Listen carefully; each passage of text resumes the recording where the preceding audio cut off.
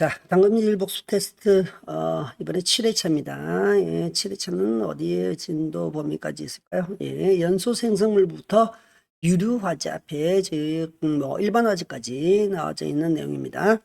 간단한 이야기는 앞에처럼 조금 넘어가도록 하겠습니다. 1번 같은 경우도 내화 건축물을 얘기하는 것 같고요. 예, 2번 같은 경우도 환기지병이냐, 안 그러면은 연료지병이냐, 이거 물어보는데, 핵심은 역시나 얘기죠. 산소가 충분한 상태다. 그러면은 우리는 연료지병으로 하시면 되겠습니다. 자, 세 번째 특수현상 중에서 지금처럼 나와 있는 게 통로 공간이라 되어 있기 때문에 파이어 아니고, 플레임 오버로 하면 되겠습니다. 예. 자, 4번 같은 경우는 혼소 상태에서 시작을 하기 때문에 얘는 백드래프트를 하시면 될 것 같고요. 예. 특별한 문제가 없는 단답형이라서 좀 간단하게 넘어가고 있습니다. 자, 다음에 나와 있는 것이 이제 진행 단계 중에서 최고조, 온도와 열기가 최고조니까 최선기가 되겠네요. 화재 강도, 화재 가학도는 역시 가장 크죠. 자, 플래시오버 대형 전술인데 개구부 창문을 닫아서 하기 때문에 공기 차단 지연법이 되겠습니다. 자, 화재 분류하는 것 중에서 이제 소실 정도에 따라서 분류를 하니까 70% 이상이면 전소라고 얘기하죠. 예. 자, 8번의 내용은 반응성이 큰 금속이니까 금속 화재를 하든지 안 그러면 D급 화재 이렇게 하면 급이 있으니까 D라고 적으시면 되겠네요.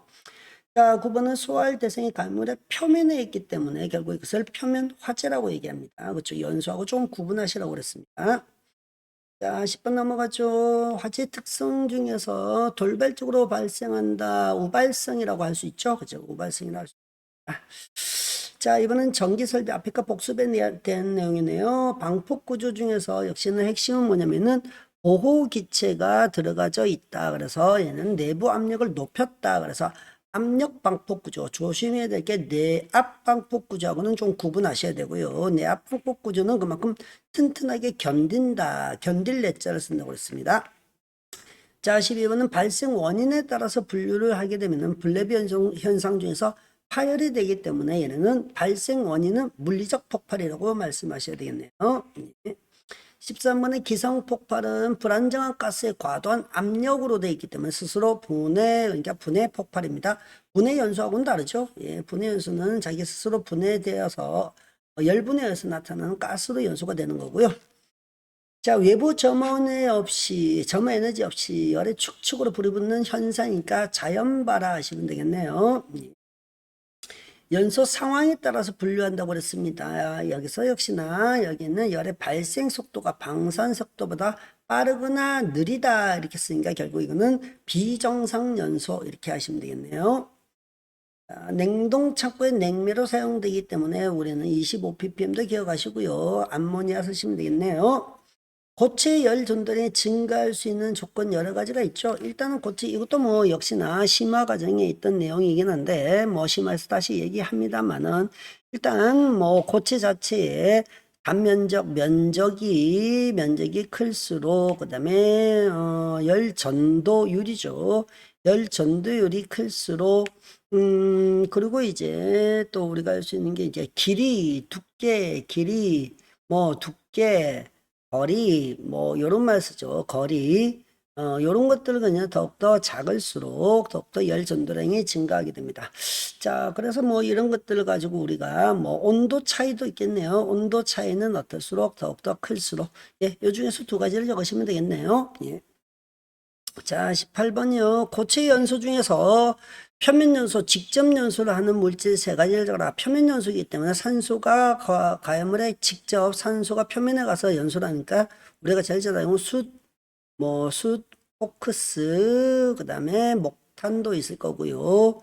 목탄, 그리고 이제 금속분도 괜찮을 것 같습니다. 마그네슘도 괜찮고요. 왜냐하면 반응성이 큰 금속들을 다 적으시면은 반응성이 큰 금속이라고 하는 니, 나, 가, 마, 카 이런 것 전부 다들 이렇게 표면 연소, 직접 연소를 하는 물질들입니다.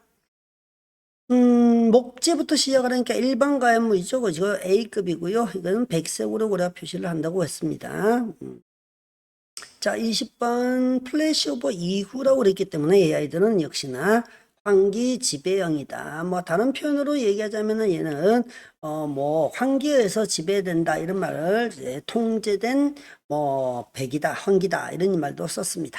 자, 네, 넘어가시면 OX 문제 넘어가네요. 자, 내화 건축물의 화재와 화재는 목조 건축물의 화재와 비교를 반드시 할 때는 고온이 아니고 저온이죠. 저온이고 그다음에 장기형으로 가져야 되겠습니다.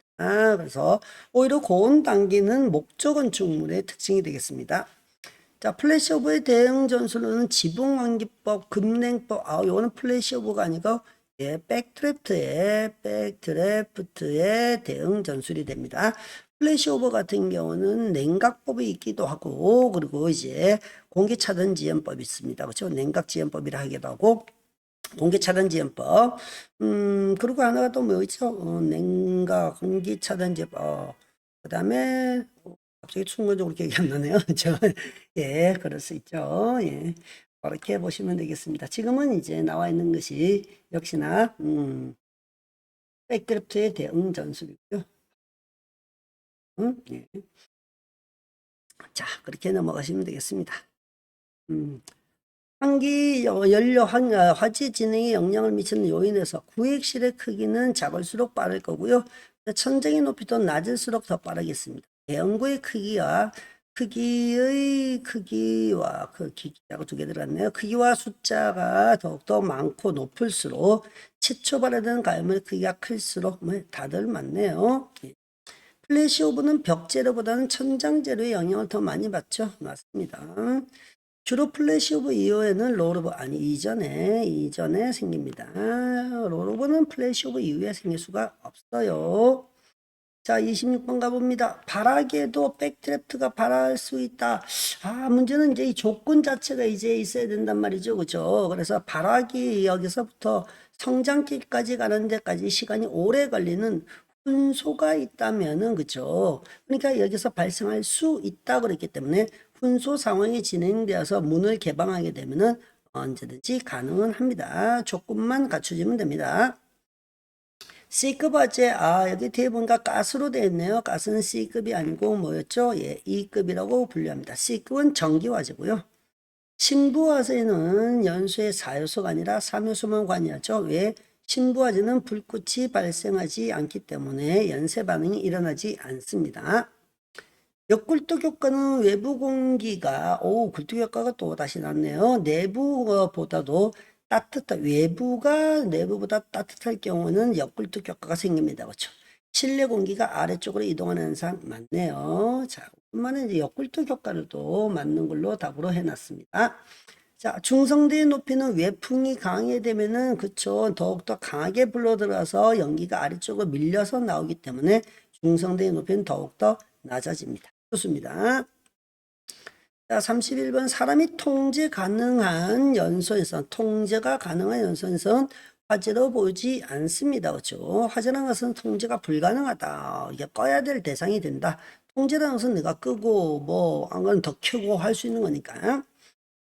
증기 비중이 1보다 작은 가스는 뜹니다. 그렇죠? 증기 비중이 1보다 큰 가스는 아래쪽으로 가라앉습니다. 그래서 증기온 폭발의 발생의 가능성이 좀 낮은 편이죠. 두 개만 비교한다면 온도는 동일하다고 봤을 때 증기 비중이 작으면 위로 올라가기 때문에 이 아이들은 증기온 형성하기가 어렵다는 얘기죠. 더 X 되겠고요. 자, 융점이 낮다는 말은 낮은 온도에서도 이제 불이 아직 액체로 된다는 말이고 쉽게 녹는다는 얘기죠. 열을 조금만 가해도 녹는다는 얘기고 낮은 온도에서도 쉽게 액체가 돼서 대체로 유동성이 더욱더 큰 모습을 나타냅니다. 역시나 융점이 낮다 높다 이 두 가지를 비교하셔야 되는 거예요. 34번이요. 연기의 영향으로는 시각적, 생리적, 심리적 영향이 있습니다. 그 중에서 우리가 생리적 영향이 사람의 이제 질식사라든지 사망에 이르게 하거나 피해를 주는 가장 큰 영향이고요. 시각적은 아무래도 불안감 이런 것들이 심리적 영향하고 연결되어져 있습니다. 자, 흡입 공기 중에 이산화탄소 농도가 10%일 때는 이것도 약간 심화 과정에 있는 내용인데 맞는 얘기입니다. 시약장애도 오고 일본인 10%면 엄청나게 많은 겁니다. 공기 중에 원래 이산화탄소가 몇 퍼센트냐면 0.03에서 0.04 정도가 있거든요. 그래서 엄청나게 많은 양이 있다는 거죠. 예. 자, 이제 객관식 문제로 넘어가 볼까요? 다음 중 최성기에서 발생하는 현상으로 옳지 않은 것을 찾으라고 그랬네요.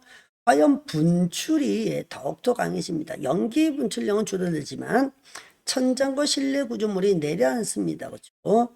강력한 복사율로 인근 건물의 화재가 확산될 수도 있습니다. 복사율 방출이 커진 이유는 온도가 너무 높아서 그렇죠. 창문등으로 다량의 검은색 연기와 화염이 그쵸. 이렇게 검은색 연기가 다량이 나온다는 것은 얘네들은 성장기 때다. 이렇게 보셔야 될 것 같습니다. 네. 네, 정답은 4번이고요.